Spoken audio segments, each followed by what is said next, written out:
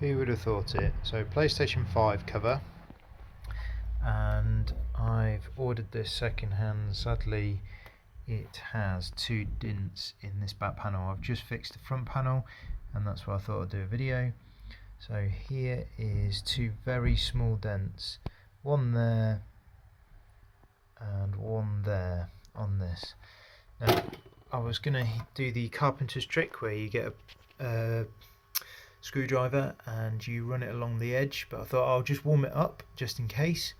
So I just set to 150 degrees, just started to heat the edge up,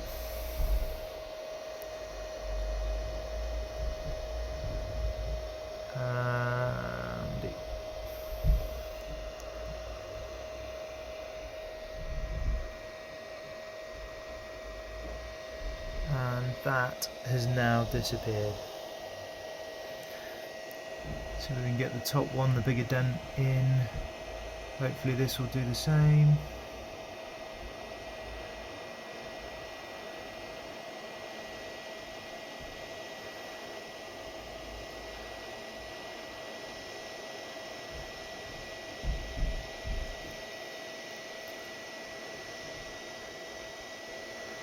Just starting to go. Look. There we go. It's good as new.